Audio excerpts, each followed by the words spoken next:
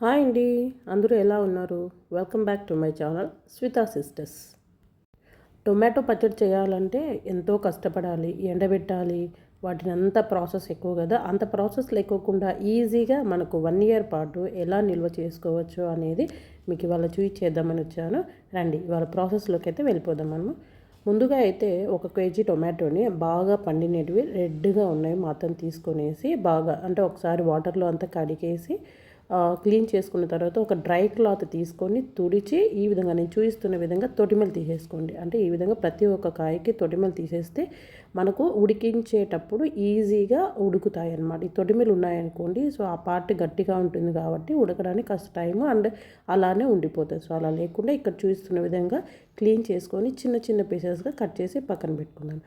అలాగే 120 గ్రామ్స్ చింతపండు ఈనెలు అన్నీ తీసేసి పక్కన పెట్టుకున్నాము. 120 గ్రామ్స్ రాళ్ళ ఉప్పు కల్లుప్పు అంటాం కదా, వాటిని కూడా తీసుకొని సిద్ధంగా పక్కన పెట్టుకున్నాము. కారం కూడా 120 గ్రామ్స్ తీసుకోవాలి. అప్పుడే మనకు కరెక్ట్ క్వాంటిటీ వస్తుంది. సో మనం ఇక్కడ వెల్లుల్లిపాయలు వచ్చేసి ఒక 2-3 మీడియం సైజువి ఒలిచి పక్కన పెట్టుకుందాము. ముందుగా అయితే ప్యాన్ వేసుకోవాలి. మనకు ఇక్కడ వేయించుకోవడానికి అయితే ఒక 3-4 స్పూన్స్ వేసుకోండి.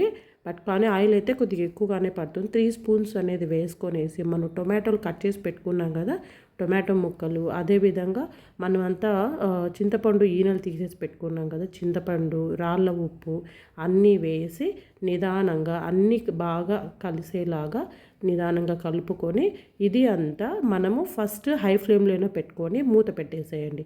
మూత పెట్టి ఒక 10 నిమిషాల పాటు ఉడికించండి. జస్ట్ ఆ వాటర్ అనేది వచ్చేంత వరకు చాలు. మనం కంప్లీట్గా అయితే మనం మూత పెట్టి ఉడికించట్లేదు, వాటర్ వచ్చాయి కదా. సో ఇప్పుడు మూత పక్కన పెట్టి మనము ఇప్పుడు హై ఫ్లేమ్లోనే మూత లేకోకుండా డైరెక్ట్గానే ఉడికించుకోవాలి.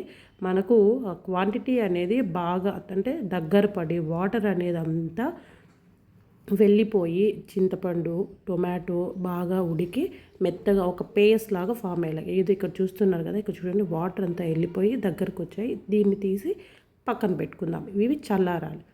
ఈలోపు మనము ఒక చిన్న ప్యాన్ పెట్టుకొని అందులోకి 1 స్పూను మెంతులు, 1 స్పూను జీలకర్ర లో ఫ్లేమ్లోనే వేయించుకోండి, లేదంటే త్వరగా మాడిపోతాయి.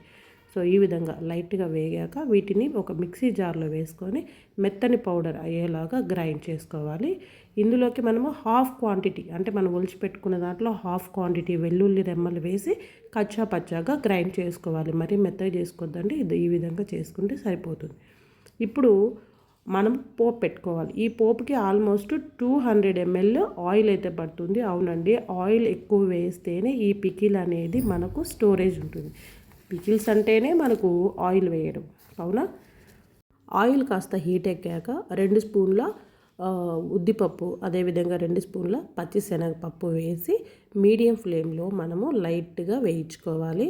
ఇందులోకి 3 స్పూన్ల వరకు ఆవాలు, 3 స్పూన్ల వరకు జీలకర్ర కూడా వేసి ఇవి లో ఫ్లేమ్లోనే వేయించుకోవాలి, లేదంటే మాడిపోతాయి. జీలకర్ర వేశాక చాలా జాగ్రత్తగా మనము వెల్లుల్లిపాయలు పక్కన పెట్టుకున్నవి చిన్నగా కట్ చేసి వేసుకోవాలి. అదేవిధంగా కరివేపాకు, తుంచి పెట్టుకున్న ఎండుమిర్చీలు అన్నీ వేసి మనం ఇక్కడ మాత్రము లో ఫ్లేమ్లోనే చేసుకోవాలి. లో ఫ్లేమ్లో చేసుకుంటేనే ఏవి మాడకుండా అన్నీ ఈవెన్గా వేగుతాయి.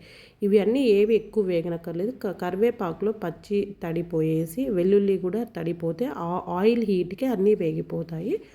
ఇప్పుడు వీటిని పక్కన పెట్టుకొని చల్లార్చుకుందాం. అవి చల్లారేలోపు మనం ఇందాక ఉడికించి పెట్టుకున్నాం కదా టమాటోని, సో వాటిని మనము ఇప్పుడు పేస్ట్గా చేసుకోవాలి. పేస్ట్గా చేసుకునే ముందు మనము మెంతులు, జీలకర్ర, వెల్లుల్లి గ్రైండ్ చేసుకున్నాం కదా, అది కూడా ఇందులోకి వేసి అలాగే కారపొడి అనుకున్నాం కదా, ఆ కారపు పొడి కూడా వేసుకోవాలి. 120 గ్రామ్స్ అనేది మనం తీసుకునే కారాన్ని బట్టి ఉంటుందండి. మినిమం 100 to 120 గ్రామ్స్ అయితే మీరు తీసుకోవచ్చు. మీకు ఎక్కువ స్పైస్ ఉందంటే 100 గ్రామ్స్ వేసుకోండి, సరిపోతుంది. ఇప్పుడు ఇదంతా ఒకసారి బాగా కలిసేలాగా కలిపేసుకొనేసి మెత్త పేస్ట్ లాగా గ్రైండ్ చేసుకోవాలి. మిగిలినది కూడా మనం ఈ విధంగా గ్రైండ్ చేసి పెట్టుకోవాలి. మనం పోపు మనకి బాగా చల్లారిన తర్వాత మాత్రమే ఈ గ్రైండ్లోకి వేసుకోవాలి, లేదు అంటే పచ్చడి అనేది పాడైపోతుంది.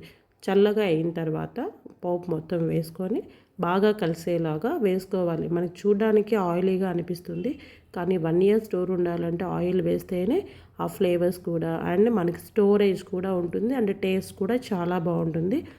ఆయిల్ అనేది మీ ఇష్టం అండి. ఆయిల్ ఇదే వాడాలి అంటున్నారు, కానీ నాకు అడిగితే ఎవరికి అవైలబిలిటీలో ఉన్నది వాళ్ళు వాడితే, అందరూ ఒకే ఆయిల్ కొనలేరు కదా, అది నేను అనుకునేది.